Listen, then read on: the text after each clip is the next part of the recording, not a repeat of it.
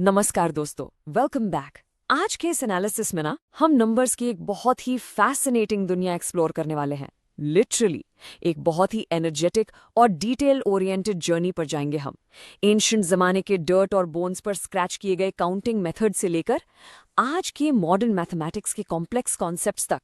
ये एक ऐसी कहानी है जहां इंसान की डीप जरूरत ने मैथमेटिक्स को जन्म दिया। तो आइए शुरू करते हैं नंबर्स का ये सफर जो डेफिनेटली आपको हैरान कर देगा।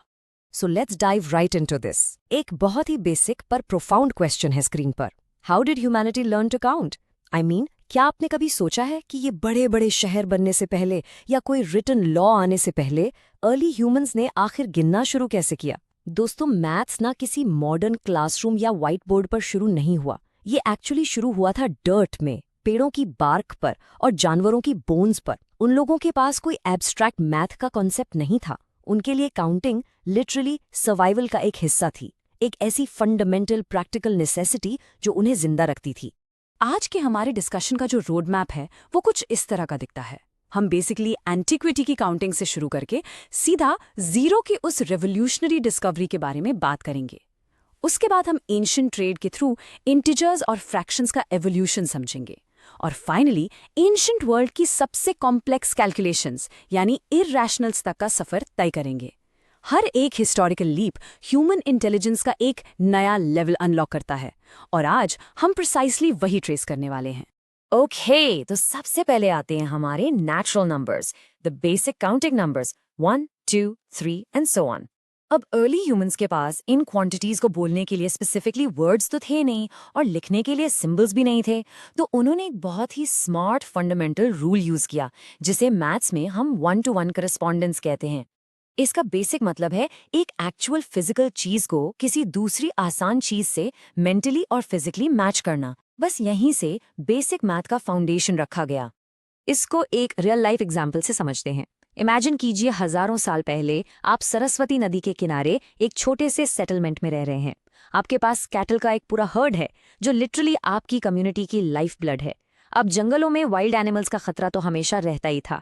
तो सुबह जब भी एक गाय फॉरेस्ट की तरफ चरने जाती तो हर्डर एक क्ले पॉट में एक पेबल यानी एक कंकड़ डाल देता था। शाम को ढलते सूरज के साथ जब काउज वापस आती तो हर गाय के लिए एक पेबल पॉट से निकाल लिया जाता। अगर एंड में पॉट पूरी तरह खाली है तो कम्युनिटी चैन की सांस लेती थी कि चलो सब सेफ है। लेकिन अगर एक भी पेबल बच गया तो इसका मतलब साफ था कि कोई ना कोई गाय मिस हो गई है और डेफिनेटली खतरे में है। यही सर्वाइवल टेक्निक नेचुरल नंबर्स का रियल वर्ल्ड बर्थ थी। डेसिमल सिस्टम बेशक आगे चलकर इंडियन सबकॉन्टिनेंट में परफेक्शन तक पहुंचा, पर काउंटिंग का जो सबसे पुराना फिजिकल एविडेंस है वो एक्चुअली अफ्रीका से आता है। एंथ्रोपोलॉजिस्ट को वहां एक 35,000 साल पुरानी लेम्बोम्बो बोन मिली थी जिस पर टैली मार्क्स कार्व्ड थे। पर उससे भी ज्यादा माइंड ब्लोइंग डिस्कवरी है ये 20,000 BC यानी इशांगो बोन। आप गेस कर सकते हैं क्यों? अर्ली ह्यूमंस ने इन टैलीज को रैंडमली स्क्रैच नहीं किया था। उन्होंने प्रॉपर तरीके से इन टैलीज को प्राइम नंबर्स के ग्रुप्स में कार्व किया था, जैसे 11, 13, 17 और 19। ये डायरेक्टली प्रूव करता है कि मैथमेटिकल पैटर्न रिकग्निशन और नंबर्स का कॉन्सेप्ट हमारी एक्चुअल रिकॉर्डेड हिस्ट्री से tens of thousands of years पुराना है। जैसे जैसे सिविलाइजेशंस एडवांस हुई, सोसाइटी और कॉम्प्लेक्स होती गई और हमें नेचुरली और बड़े नंबर्स की जरूरत पड़ने लगे। इंडस वाली सिविलाइजेशन की बात करें तो लोथल और हड़प्पा के मर्चेंट्स को शिप्स और इंटरनेशनल ट्रेड मैनेज करने के लिए एक रोबस्ट अकाउंटिंग सिस्टम की जरूरत थी। लेकिन अगर हम एंशिएंट इंडिया की बात करें तो वैदिक फिलोसोफर्स लार्ज नंबर्स को लेकर एक अलग ही लेवल पर फैसिनेटेड थे। वो यूनिवर्स की एज और कॉस्मोस का साइज एक्चुअली समझना चाहते थे। इसी कोशिश में उन्होंने 10 to the power of 12 तक की मैसिव क्वांटिटीज को परार्धा का नाम दिया। यहाँ तक कि 4th century BCE के टेक्स्ट ललिता विस्तारा में तो 10 to the power of 53 तक के नेम्स रिकॉर्डेड हैं जिसे तलक्षणा कहा गया है। इन डीप फिलोसॉफिकल थॉट्स ने, जहां इंसान लिटरली आसमान के तारों को गिनने की कोशिश कर रहा था, आगे चलकर हमारे मॉडर्न बेस्ड नंबर सिस्टम की एक बहुत ही सॉलिड नींव रखी। इन सब इनक्रेडिबल डेवलपमेंट्स ने मैथ्स हिस्ट्री की सबसे बड़ी इन्वेंशन को जन्म दिया और वो है जीरो या शून्य। जस्ट थिंक अबाउट इट, हजारों साल तक काउंटिंग हमेशा 1 से शुरू होती थी।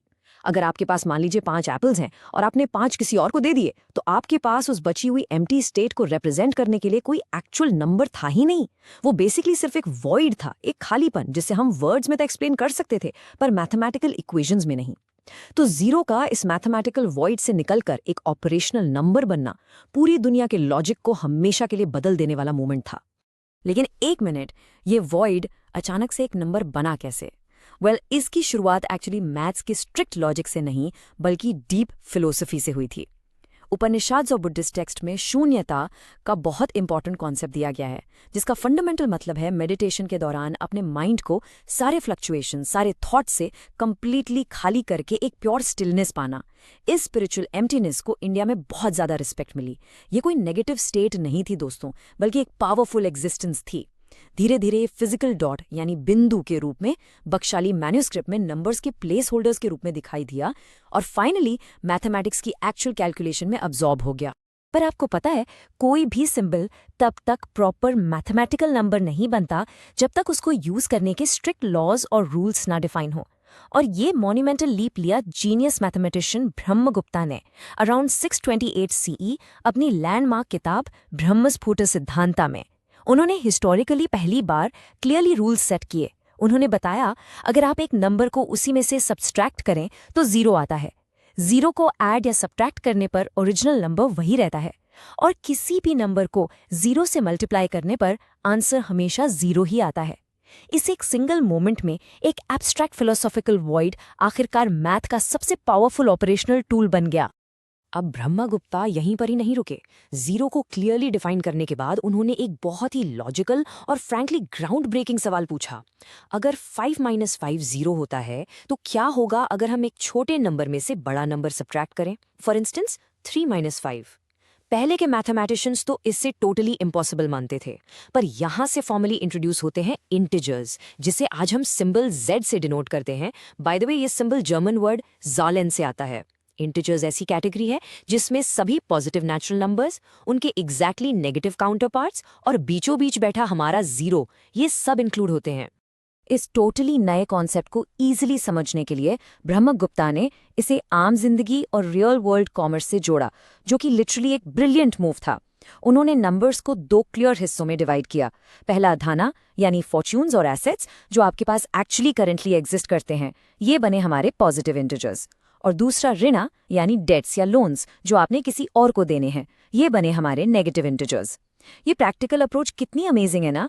अगर आपके पास 3 कॉइन्स हैं पर आपने 5 का कर्जा लिया हुआ है, तो आप एसेंशियली और फाइनेंशियली -2 की स्टेट में हैं।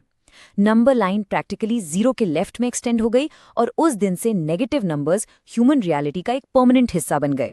लेकिन इंसान की कमर्शियल और आर्किटेक्चरल जरूरतें लगातार बढ़ रही थीं। सिर्फ होल इंटिजर्स से अब काम नहीं चलने वाला था, क्योंकि देखा जाए तो हर चीज इवनली डिवाइड थोड़ी ना होती है। यहाँ मैथ में जरूरत पड़ती है रैशनल नंबर्स की। Essentially any number expressed as a fraction p/q, जहाँ p और q दोनों इंटिजर्स हैं।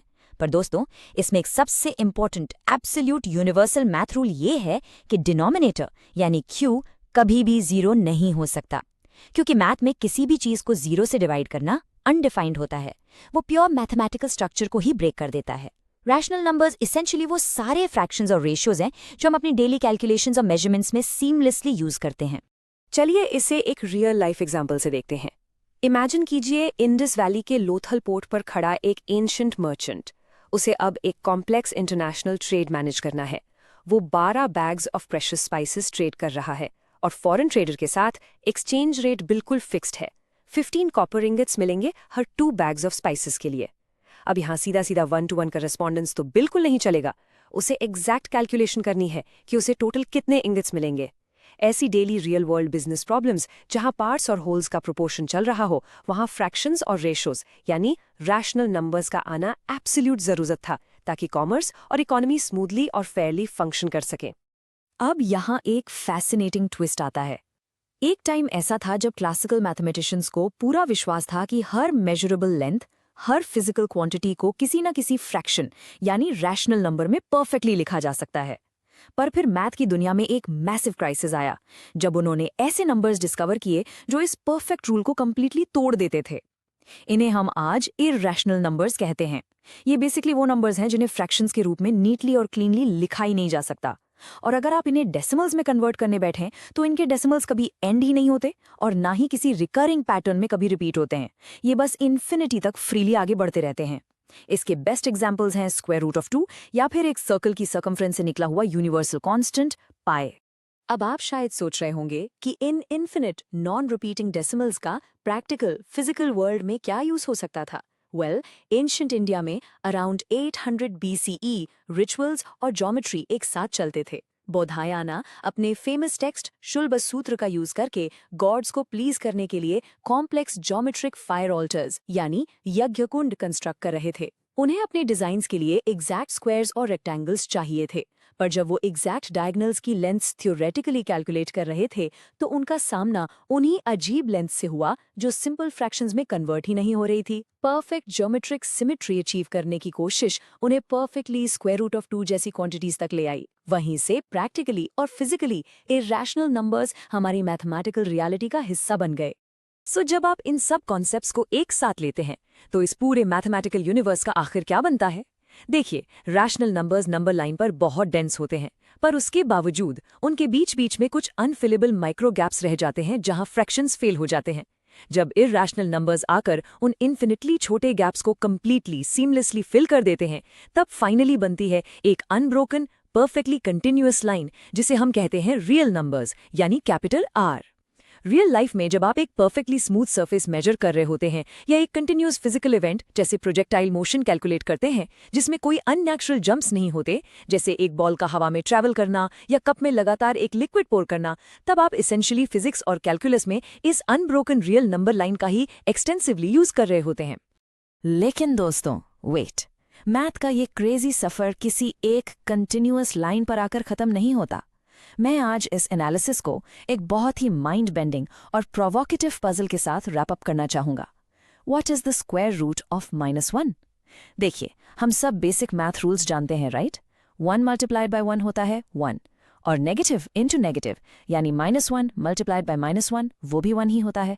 ऐसा कोई भी रियल नंबर टेक्निकली एग्जिस्ट नहीं करता जिसका खुद से स्क्वायर मल्टीप्लाई करने पर आंसर नेगेटिव में आए। तो इस इम्पॉसिबल पैराडॉक्स को सॉल्व करने के लिए मैथ को आखिरकार एक टोटली अलग डायमेंशन में स्टेप करना पड़ा, जिसे हम कहते हैं इमेजिनरी नंबर्स। इन्हें सिंबल आई से डिनोट किया जाता है। ये कंप्लीटली इमेजिनरी साउंड जरूर करते हैं, पर दोस्तों, जिन मॉडर्न स्मार्टफोन्स पर आप लगातार अपना काम करते हैं और यहाँ तक कि डीपेस्ट क्वांटम मैकेनिक्स को कंप्लीटली यही इमेजिनरी नंबर्स पावर करते हैं। पर उन अनसीन डायमेंशंस की वो आगे की कॉम्प्लेक्स कहानी वो फिर किसी और दिन किसी और एक्सप्लेनर में कवर करेंगे। तब तक के लिए keep wondering and keep learning.